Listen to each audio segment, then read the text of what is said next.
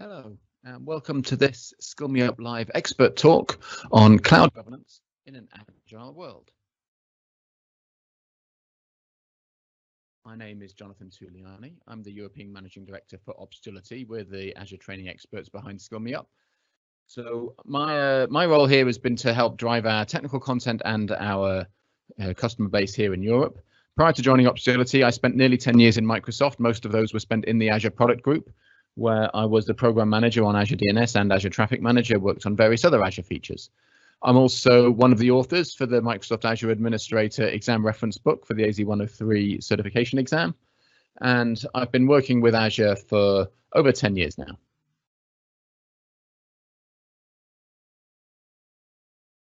With Optility, we offer dedicated instructor-led training for virtual or on-site delivery. We cover all of the Microsoft official curriculum certification classes and also a whole range of advanced classes that can go beyond the official curriculum. That includes interactive workshops, hackathons, all delivered by our world-class expert instructors. For more information, contact sales@optility.com. We also offer on-demand training through our subscription service, Skill Me Up. This includes hundreds of in-depth videos and hands-on labs. The labs come with a full sandbox environment to remove any subscription management hassles or risks. We have live instructor classes and expert talks such as this one. We have learning paths across all of the certification tracks, all developed using unique content. You get unlimited access for either individual, team, or enterprise subscriptions, and you can sign up for a free trial at skillmeup.com. In the current COVID situation, of course, there's a lot of demand for virtual training events and virtual conferences of all types. And we've invested in our own conference platform here called govirtualconference.com. So with this, we can organize multi-day, multi-track, multi-session events, including breakout groups and workshops, assigning coaches, interactive networking, virtual expo halls, you name it. So really all the features you'd expect from an in-person event, we can now replicate in an online environment. This is all built on top of Microsoft Teams, so it has top-level availability and security. So if you're interested in more information, please go to http://govirtualconference.com to learn more. Okay, and with that done, let's crack on with our agenda. So we're going to start by talking about why governance is so important. We're then going to discuss the various governance features available in Azure and finally give you some resources for further investigation and reading. So let's talk about governance. Why is governance just so important? Well, as you'll have seen from several of the other talks that I've been given in this series on managing Azure in an enterprise environment, you have these conflicting forces that are driving certain trends within your cloud adoption. So firstly, there's this pressure to digitally transform and to innovate. A lot of things are moving very quickly at the moment with new technologies, and there's a lot of pressure on organizations to try and look for new revenue streams and to make sure their existing revenue streams are secure against their competitors. So there's this pressure to innovate coming there. And as part of that as well, with the shift to the cloud, there's a big pressure to move to more agile working practices, to be able to reduce the speed to market, get those new features out more quickly, get the bug fixes out more quickly, just be able to turn things around in a more agile and productive way. So that's driving a lot of changes in how teams are working. And foremost amongst those is this big shift to DevOps organizations, where you're breaking down those silos between development and operations, creating combined teams that are able to move more quickly and also work smarter, deliver higher availability for the service, because you have a single team owning it from design all the way through to live site support. Now, with these pressures, people moving to the cloud, perhaps with technology they're not familiar with, trying to move more quickly because of these various pressures, what you can end up with, if you're not careful about your governance, is you end up with what we call cloud sprawl. You end up with inconsistent deployments into the cloud that are complex, that are messy, mistakes are made, and you end up with you rapidly end up where you have 10,000 resources in the cloud spread across 200 resource groups, and you don't really know what you've got. You can look at a VM and say, can we turn that one off or not? Oh, I don't know. Someone created that 3 months ago. Are we using it or not? No, nobody knows. You end up with mistakes being made. You end up with a lot of waste. I talk about cloud waste and the inefficiency. Some organizations, it's routine. You see it in some market surveys where they say, 30% of their cloud usage can be waste. It's very inefficient for the teams because they're wasting cycles looking at these questions, trying to think about what these different deployments are and how they should be managed. you have lack of visibility to management, and you've really lost control as an organization over your critical production assets. So without good governance, this cloud sprawl will really damage your efficiency. It creates risk to your live site, risk to your business, as well as costing you money and efficiency. So it's not a good place to be. So we need to find ways to enable us to move quickly and to transform and to shift to DevOps, but at the same time, keep that level of control that we need in order to keep things organized and efficient and safe and secure. So we want to keep the control, but without giving up the speed. We don't want to sacrifice the speed for control. And that's really what we're talking about here. So the traditional approach to governance in IT is to put in gates and checklists. You have a waterfall structure and you have various sign-offs that you require at various stages. The architect team needs to sign off. The networking team has to sign off. The security team has to sign off at various points along the road. And that works fine if you're on traditional IT timescales where things are done over multiple months and your IT procurement is over multiple months and you're working in a different culture there.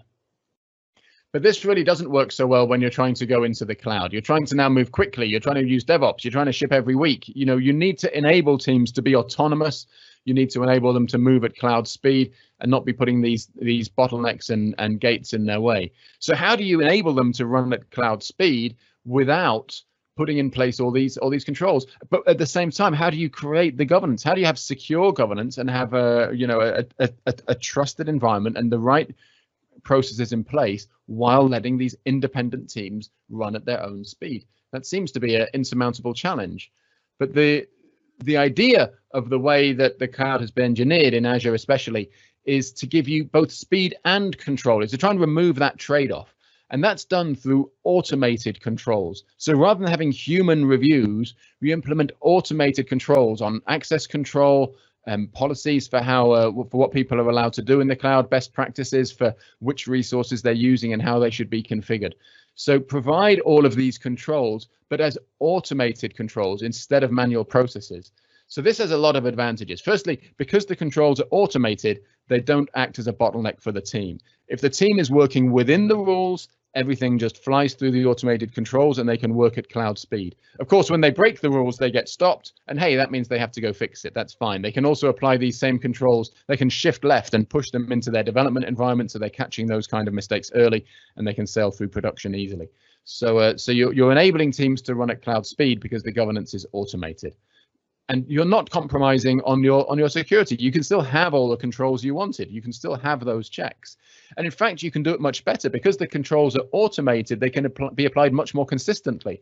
And you can even have techniques where, as the rules change over time, which they will, you can see reports for your existing deployments and which ones are already compliant and which ones need to be remediated. So this actually gives you a better level of control in many ways. And also for the cloud custodians, the people who are defining these governance controls, it's actually an advantage because these guys now, rather than spending their time on individual reviews for individual teams, that work doesn't scale. But here they're spending their time defining the rules and working on the automation, and that does scale. So now that cloud custodian team can actually have a much bigger impact, especially in a large organization where you have maybe hundreds of projects going on at once. By having this bigger impact, you enable that the custodian team to really define things at an organizational scale rather than having to work at the individual project scale. It's a much more scalable approach. So what are the benefits that the governance brings?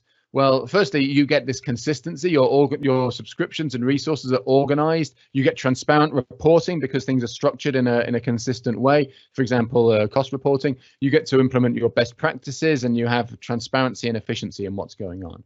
You can have better security because with a structured approach, you can much more easily implement least privilege access control and you can audit user activity. You can enforce compliance with either internal or external standards to prevent unapproved usage. You can deliver repeatable, controlled environments with efficient reuse of best practices so that people are working from a common baseline or landing zone, as Microsoft has started to call it now. You can look at much better visibility and control over costs. You can optimize for cost efficiency, and you can also enable internal chargeback and so on by making sure that your resources are following the standards you need to make that traceability happen. And you can also apply this governance at scale across the organization rather than having to, and you can do that efficiently rather than having to apply it on each and every project, on each subscription manually. You can apply the governance at scale very efficiently. So this all sounds very appealing. So we'll have a quick look at some of the features that enable this to happen. Now, we're not going to go into a deep dive depth on the Azure governance features. For more information, do take a look at the Azure governance learning path that we have here on Skill Me Up. We have an extensive learning path dedicated to this whole topic of Azure governance, and that will give you a deep dive into each of the Azure services that I'm going to describe in the following slide. So as you'll see, there are 6 main services that are relating to governance. And as I say, there's a deep dive on each of these in the Azure Governance Learning Path. So the first one is role-based access control. Now, some people put this in the security bucket, and certainly if you look at the Azure Governance Documentation Hub, there's a link at the end of the presentation. They don't actually include role-based access control in their governance services, but I very much do. I think it's a fundamental part of how you implement control over your environments, and the way you design your subscription and management group hierarchies, which we'll talk more about, the way you design your resource management has a direct impact on how your role-based access control will work. So it's very important to be thinking about role-based access control as one of the criteria for how you design your governance strategy. With the right role-based access control, you can get fine-grained access control with real-time compliance enforcement, and you can really make sure that you can implement a least privilege model here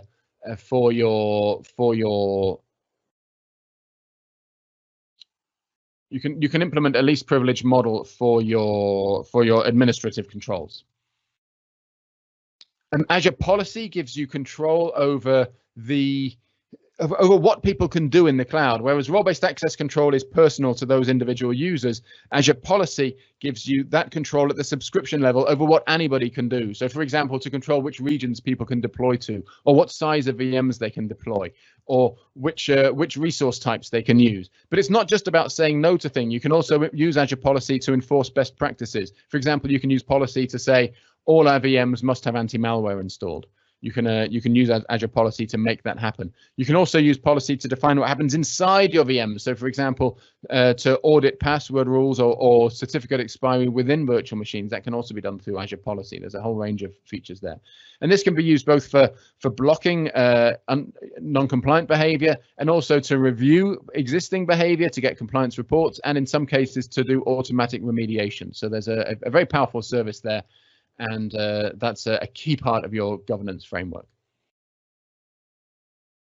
Thirdly, management groups. This is how you can organize your subscriptions into a hierarchy, enabling you to apply governance at scale.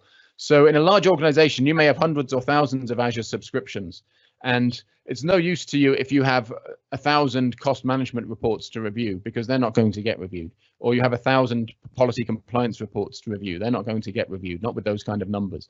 So, but by organizing your subscriptions into a hierarchy, typically mapping to your organization hierarchy, with this approach, you can use the hierarchy to apply governance at scale. So you can see the cost reports for a team or for an entire department within your organization. And likewise, you can apply policy at any node in the hierarchy as appropriate for the constraints that should be placed on that part of your organization.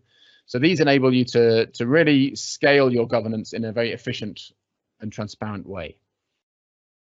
Blueprints are all about where you have a large organization. Typically, you don't just hand over a subscription to a new team for a new application and give them a blank subscription and tell them to do whatever they like, because then of course they're reinventing the wheel for the the baseline environment there, and you won't get a consistent environment.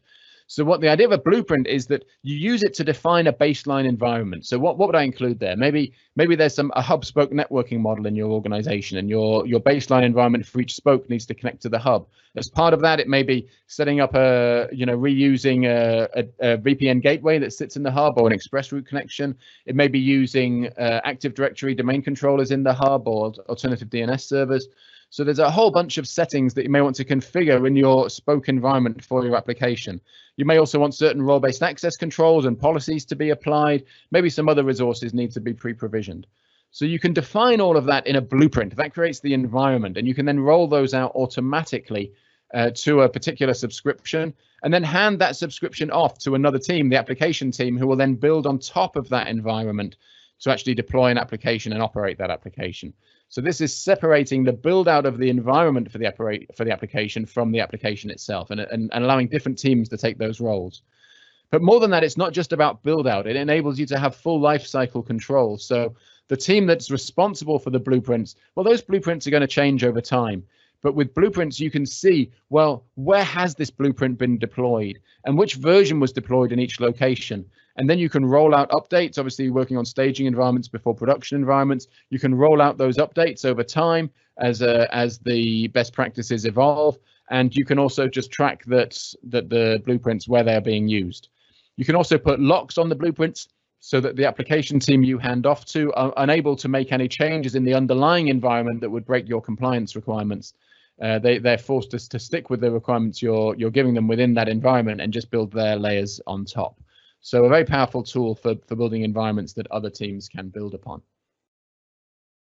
The resource graph is a very powerful way. If you are part of a governance team and you need to understand what's going on in your organization at scale, this can really help. So imagine if you are responsible for reviewing Azure usage in your organization. There may be all kinds of questions you're keen to ask about across the different subscriptions about what people are doing. So for example, you might be interested in, how many of my virtual machines have got a public IP address?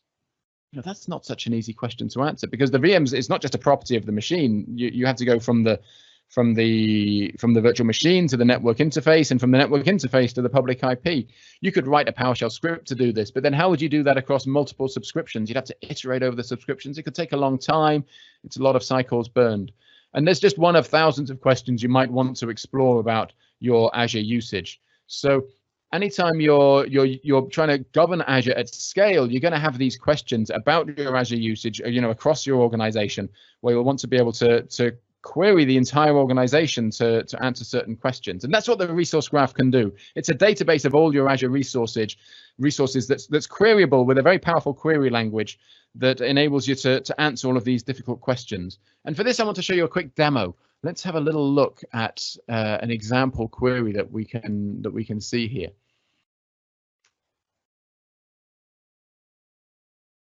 So here you can see a simple query here. There's a resources table where details of all my resources are stored.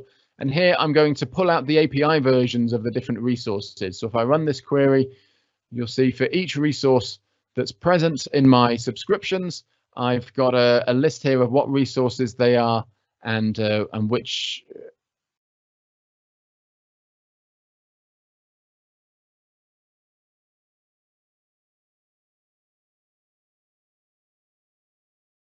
Apologies, let me just run that query again. Okay, so run the query. Okay, so here you can see, having run the query, I can have a list of all my different resource types, and you can see here my the API version used by each of those queries. Again, that wouldn't be an easy question to answer. Perhaps a more interesting question is on this query. This one shows me for each VM what the public IP address, if any, for that VM is. So if I run this query, you can see here it lists out my various VMs, and you can see here which ones have a public IP address and what that IP address is, and which ones don't. So if you had a concern around public IP addresses, you could use this to identify that. And it's not an easy thing to do otherwise. This is taken from one of the example queries in the resource graph documentation. Now, what's nice about the resource graph is it works across subscriptions, across my tenant. You can see here I've actually got 2 subscriptions selected, and this is querying across both of those subscriptions. So it's a very powerful tool for multi-tenant, multi-subscription queries, and in fact multi-tenant queries if you need with Azure Lighthouse from the point of view of an Azure partner. So that's a very powerful tool. And then the last of the governance tools that I want to talk about is Azure Cost Management. This provides some very powerful reporting tools for measuring your costs, forecasting your costs, being able to slice and dice those costs across all kinds of dimensions, such as which resource type and which location and which resource group and so on, and by tags that you may have assigned. So you can really drill in if you see sudden changes in your spend. You can really drill in and try and find out what's driving those changes. You can You can set cost alerts, so you can be alerted if your cost exceeds expected limits, and you can do that across the management group hierarchy. So maybe as a manager of a developer team, and each of your team members has a subscription they use for experimentation, you can set cost alerts across those subscriptions. So it's a very scalable solution, very easy to use. Do spend some time with it, and you can't break anything here. So spend some time, explore the reports, explore the alerts, and make sure that your cost management, you're making good use of cost management to control the costs within your organization. The nice thing about these governance controls is that they're implemented at what we call the resource manager layer. Whenever you make a request into Azure, you come through Azure Resource Manager. So it doesn't matter if you're using the Azure portal or the PowerShell or maybe some other kind of tool. All of your requests will come into Azure Resource Manager, and that's where the governance layer is. So this is where the resource graph is implemented. This is where you get your policies and your access control and your blueprints. This is where the template engine is deployed if you're deploying templates. This is where also the activity log for Azure is implemented, which is really another great governance tool for understanding the usage within Azure. So all of this happens at the governance layer here within Azure Resource Manager, and that means it's applied consistently across every resource type. And only if a request passes these gates, such as the policy and the role-based access control, then of course it's passed through to the individual resource providers where the controls are, where the request is implemented to create or stop the virtual machine, or add something to the storage account, or to modify your network. Those go through to the underlying services, having been through the governance layer. So this is this approach gives a great consistency across the different services.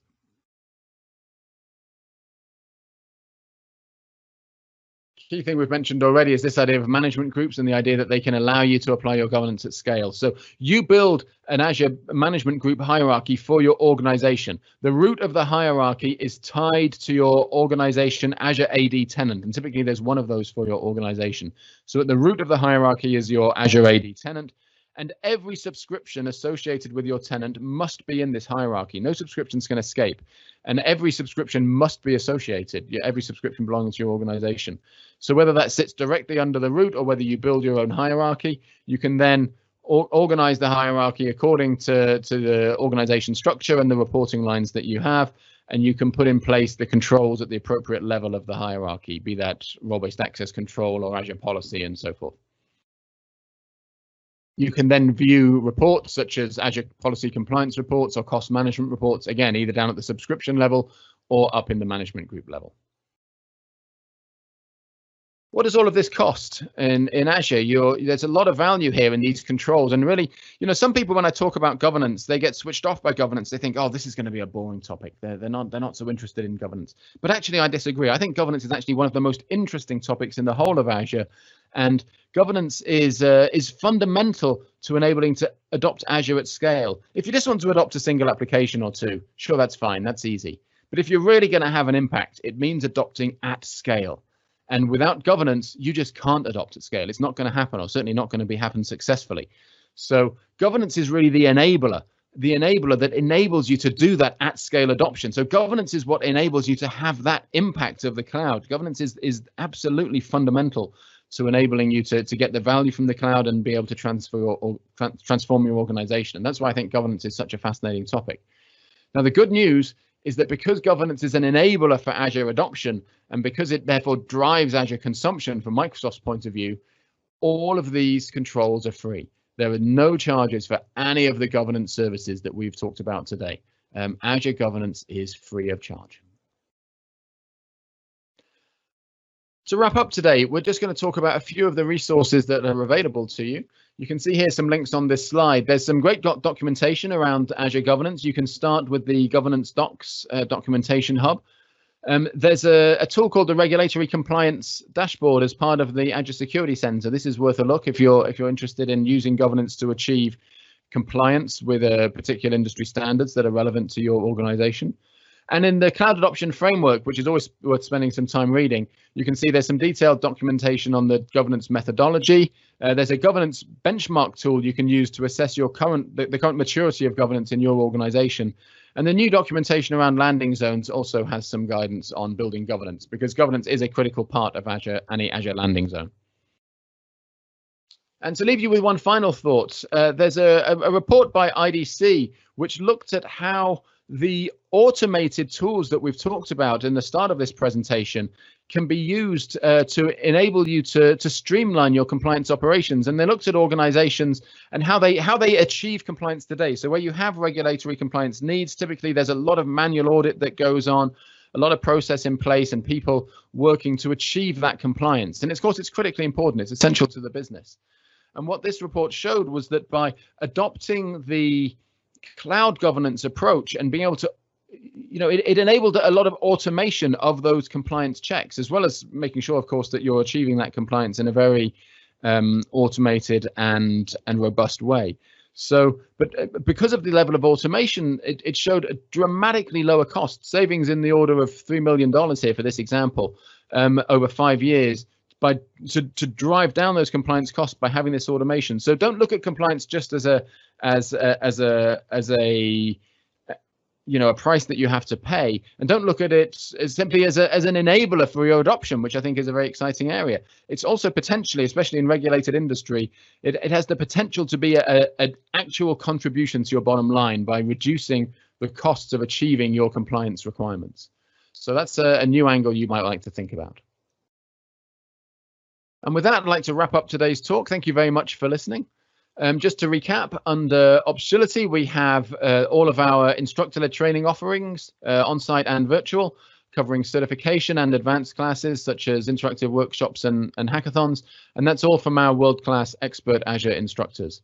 With Skill Me Up, we have on-demand training with hundreds of videos and hands-on labs with a full sandbox lab environment, live instructor classes and expert talks such as this one. And we cover certification learning paths and much, much more besides, such as the deep dive governance learning path that we talked about earlier today. So this is all delivered by our in-house experts, and you get unlimited access for either individual team or enterprise subscriptions. And you can sign up for a free trial at skillmeup.com. And finally, for virtual conferences, take a look at our virtual conference manager platform at govirtualconference.com.